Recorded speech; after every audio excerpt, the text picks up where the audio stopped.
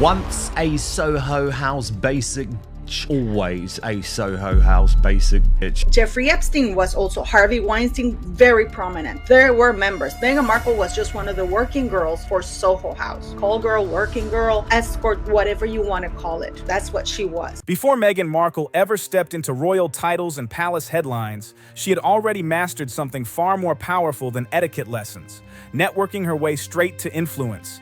This wasn't luck, and it wasn't random. It was calculated, sharp, and intentional. Forget crowns, tiaras, and royal rulebooks. Meghan's real breakthrough came from her ability to read a room fast and lock onto power even faster. While others waited to be invited, she positioned herself where influence already lived. And right beside her, through nearly every strategic move, stood one man, Markus Anderson. The same man tabloids now label as her so-called social architect, a title that did not come out of nowhere. Hey, let's be honest here. Meghan didn't trip and fall into royalty. She climbed step by step in designer heels, coffee in hand, eyes locked on the next level. And Markus, he wasn't just nearby. He was holding the door open while she walked through.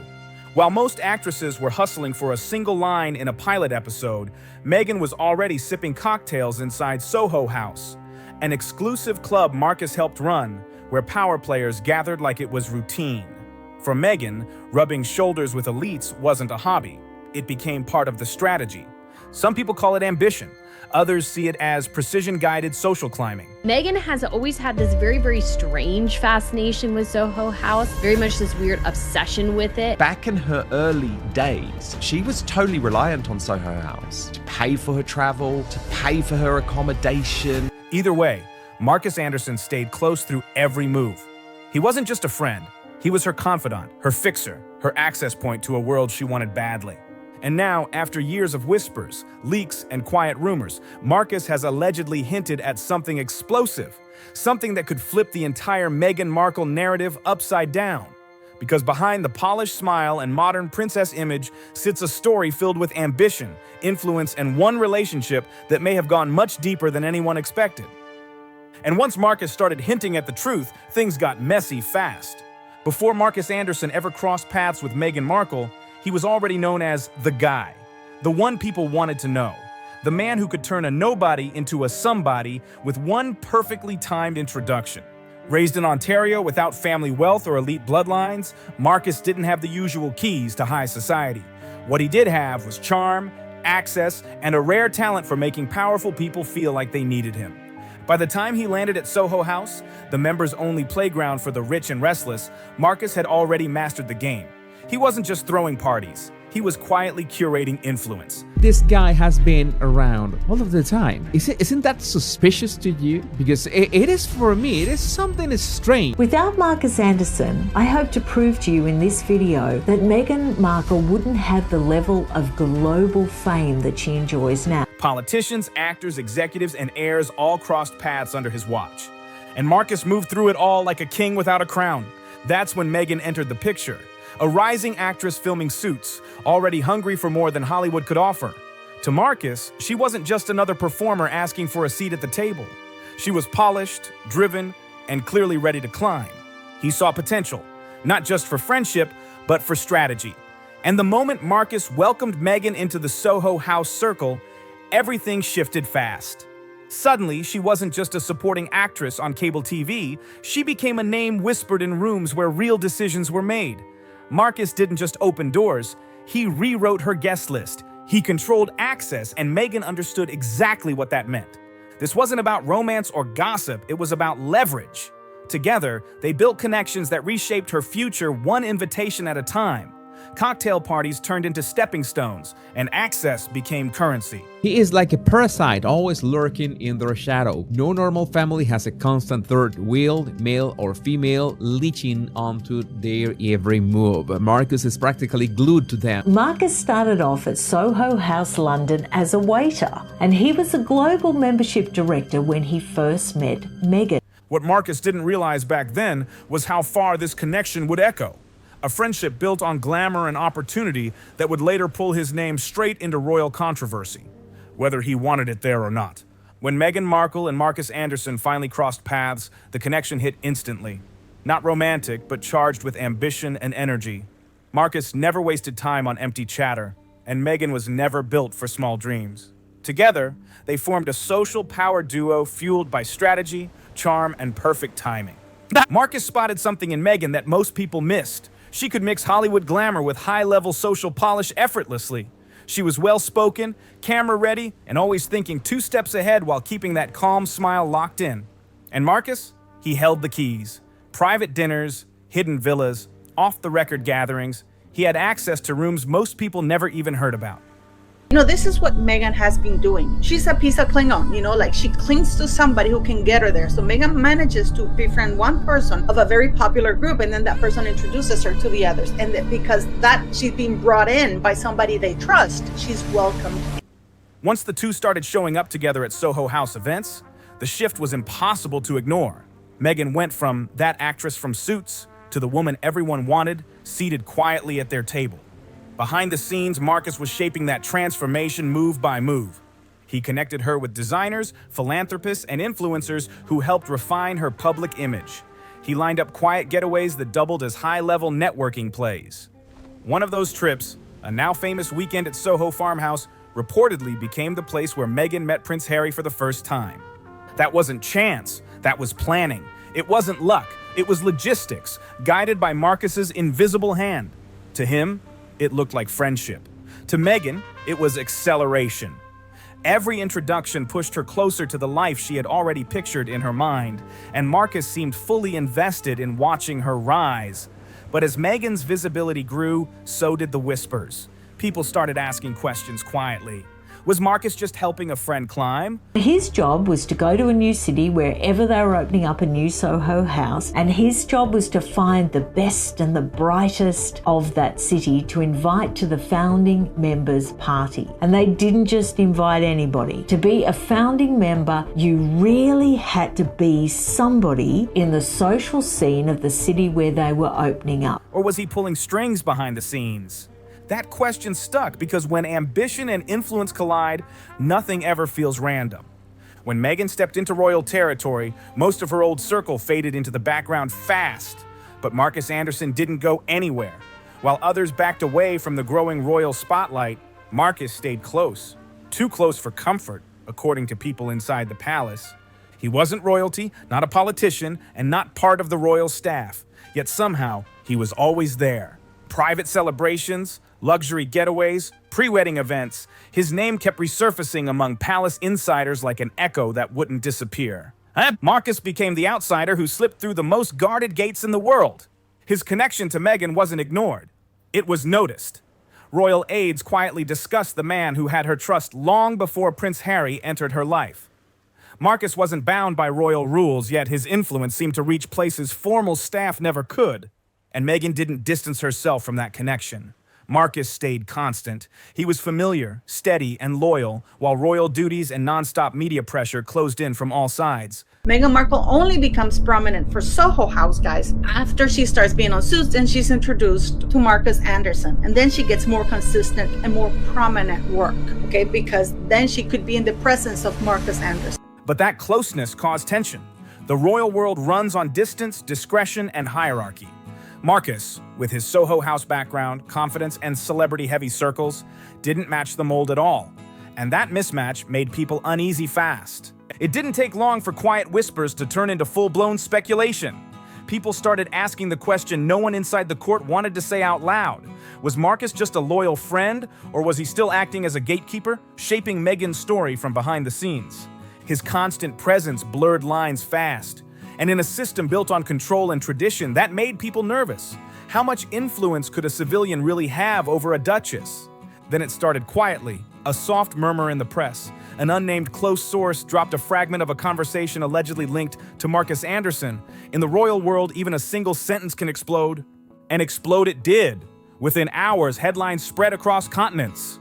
Markus was suddenly painted as the man who knew too much about the Duchess of Sussex and wasn't afraid to speak. And that ridiculous story about how they first met, the whole thing was a tissue of inaccuracies, to be polite. Her guest list to her wedding showed her real ambition was to be a star in California. One alleged private remark about his unbreakable bond with Meghan sent tabloids into overdrive.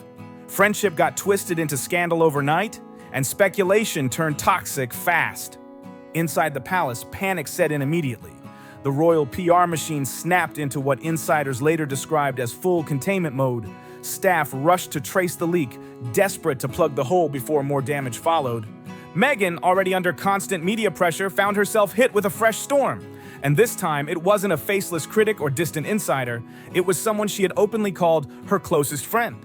The irony was harsh. The same man who helped build her public image now, intentionally or not, fed the media cycle that thrived on tearing her down. Markus stayed silent. No denial, no explanation, no defense. And that silence spoke louder than any statement ever could. It became its own headline. He is the perfect person to be a highly paid consultant now for Soho House because he never puts a foot wrong. He never says anything about anyone. Fueling non-stop theories about what he really knew behind closed doors. Behind the scenes, tension reportedly grew between Meghan and Harry. Trust felt fragile, and every resurfaced photo or revived rumor poured more pressure onto an already strained situation. For Meghan, this wasn't just about image. It felt personal. It felt like betrayal, real or imagined, because when your closest ally becomes the center of a royal scandal, there's no clean exit. And for Markus Anderson, the man once praised for his discretion, everything shifted fast. One leak was all it took to turn him from trusted confidant into a potential liability. Once his name hit the headlines, the royal media circus went wild. Tabloids smelled opportunity, and Markus Anderson became the hottest name buzzing through both London and Los Angeles. Old photos resurfaced instantly, smiling together at parties, traveling side by side, leaning in during events. Every image got reanalyzed, stretched, and exaggerated into proof of something more than friendship. The narrative spun out of control. Meghan was painted as calculating. Markus fulfilling another role with Meghan Markle, and about there being lovely sailing days on the beautiful blue ocean. Markus as the keeper of secrets, and the monarchy framed as the unwilling victim caught in the chaos. Behind palace walls, things were anything but calm. Senior aides launched quiet efforts to contain the storyline. Calls were made, stories were discouraged, journalists were warned. Meanwhile, Meghan's team pushed carefully worded messages about loyalty, privacy, and long-standing friendship. But the response felt powerless, like trying to stop a hurricane with an umbrella. Once speculation takes hold at that level, control becomes an illusion, and the damage, it doesn't wait for facts to catch up. Every clarification only made the speculation louder. Nothing slowed it down. For Meghan, the emotional pressure stacked up fast. She was already being framed as a disruptor inside the royal system, and now her closest friend was painted as her silent accomplice. Markus, meanwhile, disappeared completely. No interviews, no statements, no public sightings.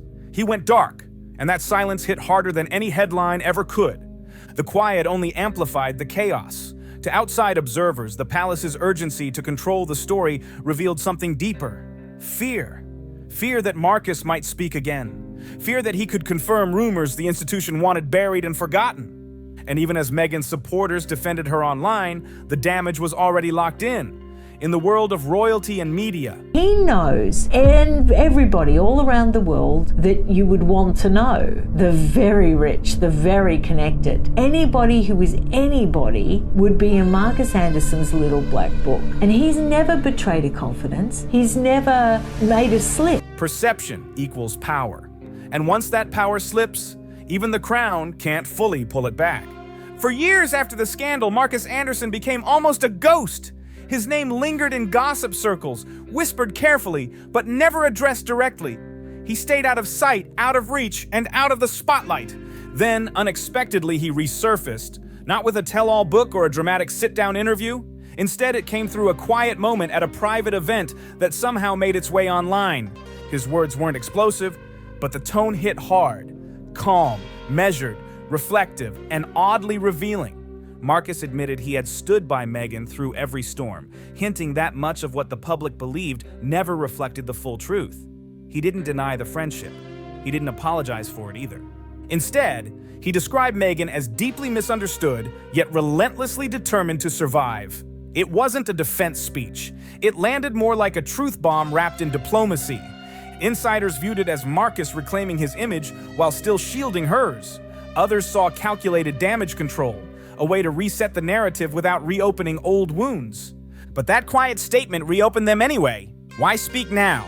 Why after years of silence? The timing alone triggered another wave of speculation.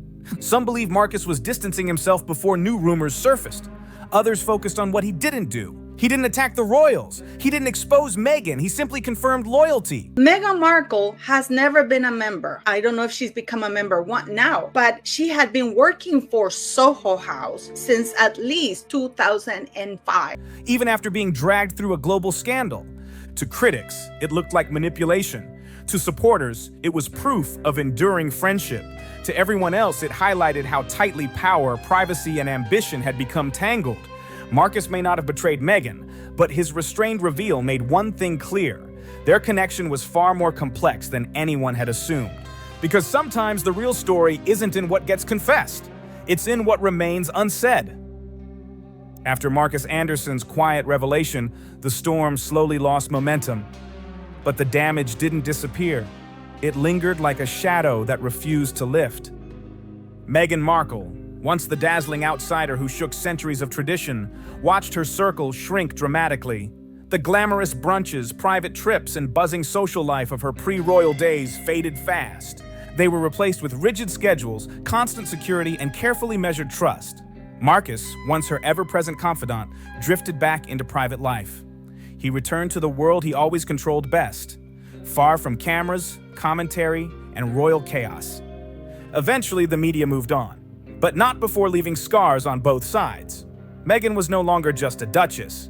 She became a symbol of ambition, controversy, and survival, a role she never fully escaped. With the dust finally settling, a new reality took shape behind palace walls. The fairy tale image was gone, replaced by something colder, tighter, and far more controlled. Meghan wasn't just living inside the monarchy anymore, she was being managed by it. Every move became monitored, every friendship reevaluated, every past connection treated like a potential threat. And that included anyone who knew her before the crown entered the picture. Insiders quietly admitted the rules changed overnight. Meghan's independence, once praised as modern and refreshing, now made people uneasy. The palace thrives on predictability, and Meghan never fit neatly into that box. And Markus Anderson? Even in his absence, his name still carried weight, not because he was present, but because he had been. He represented a version of Meghan the institution could never fully control. That history mattered. From that point forward, Meghan's world shrank dramatically. Invitations slowed. Conversations felt filtered. Trust became conditional. The message was clear without ever being spoken. Proximity now came with consequences. So this is way back in 2006. I wonder if Trevor ever knew about this. People can have double lives because look at these pictures could not be shown in the United States, all over North America, only in certain countries. And I don't think Trevor would even thought back then of going through a VPN and seeing where Meghan Markle is or what she's doing. Those close to the situation say Meghan felt isolated in ways cameras never captured, surrounded by tradition, yet cut off from the life she once built. The very ambition that lifted her up now placed her under a microscope. And while Markus stayed silent, his influence lingered like a ghost in the room. Not active, but remembered. What unsettled palace insiders most wasn't what Markus said. It was what he knew. Years of private conversations, early dreams, strategic plans. The foundation of Meghan before royalty rewrote her story. That kind of knowledge doesn't fade just because someone disappears. Behind the scenes, boundaries tightened even more. New advisors, new rules, fewer personal freedoms. Meghan wasn't just adjusting, she was being reshaped. To supporters, it looked like pressure. To critics, it looked like consequences. But to those watching closely, it was a quiet power struggle playing out without microphones. Meghan had entered a system that rewards silence and obedience, and silence had never been her strength. Meanwhile, Markus returned fully to the shadows. No rebuttals, no media plays, no attempts to reclaim relevance. And that choice spoke volumes. People expected a tell-all moment, a headline-grabbing response. It never came. Instead, Markus did what he always did best. He disappeared when the spotlight became dangerous. That restraint kept him protected, but it also left questions unanswered. And unanswered questions are the media's favorite fuel. Speculation never fully died. It just softened into background noise. A lingering what-if that followed Meghan through every major moment that came next. When tensions inside the royal family eventually spilled into public view, many quietly traced the cracks back to this period. The isolation, the pressure, the forced distance from familiar faces. Nothing explodes overnight, it fractures slowly. By the time major decisions were made, the lines were already drawn. Meghan wasn't just choosing a new path, she was reacting to years of constraint. Markus didn't cause that shift, but he symbolized everything the institution feared losing control over: freedom, autonomy, narrative power. And that's the part rarely spoken out loud, because in the end, this story was never just about friendship. It was about influence, about who gets to shape identity once power enters the room. Markus Anderson walked away quietly. Meghan Markle didn't get that luxury. She carried the weight of every rumor, every headline, every assumption, while trying to survive inside a system that was never designed for someone like her. And even now, long after the noise faded, the question still lingers in the background. Not whether Markus betrayed Meghan, but whether the institution ever trusted her to begin with. Because sometimes the most damaging conflicts aren't loud scandals. They're silent shifts that change everything forever. Markus, meanwhile, became a mystery wrapped in silence. The man who was there from the very beginning chose restraint over spectacle, not just for himself, but for Meghan too. That loyalty came with a heavy price. Looking back, their friendship turned into a cautionary tale about power and proximity. When the spotlight burns that hot, even the realest connection starts to look suspicious. Markus never sold his story, never chased interviews, never cashed in on the royal frenzy that swallowed everyone else. Still, judgment came fast and loud anyway. In the court of public opinion, silence doesn't always mean innocence, it means speculation.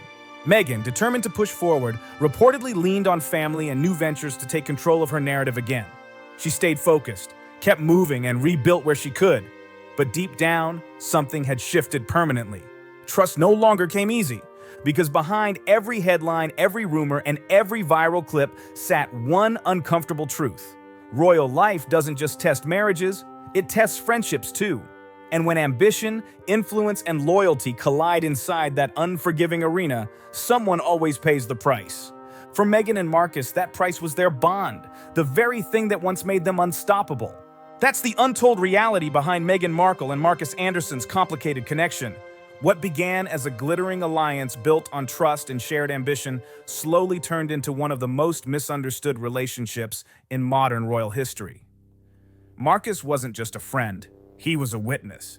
He saw Meghan's evolution firsthand, from Hollywood hopeful to Duchess under nonstop pressure. His silence said more than words ever could. His loyalty spoke even louder. But in the royal world, loyalty always comes with a cost. Meghan entered the palace with confidence and charm, but every crown casts shadows, and those shadows often know far more than they're ever allowed to reveal. Markus's story stands as a warning. The closer you stand to power, the easier it is to get burned by its glare. And just when people thought the drama ended there, the saga kept going. Because if this chapter shocked you, what followed in the Meghan and Harry story turned everything up another level. In an earlier deep dive, attention shifted to the chaotic fallout after Prince Harry discovered Meghan's private yacht connections, a moment that reportedly sent royal insiders into panic mode and rattled the foundation of their marriage. And once those doors opened, nothing inside the palace felt stable again. If you watch this and have thoughts, drop them in the comments below. If this breakdown made you see things differently, hit subscribe and stay locked in for more deep dives like this. Don't forget to like the video and share it with someone who needs to see it.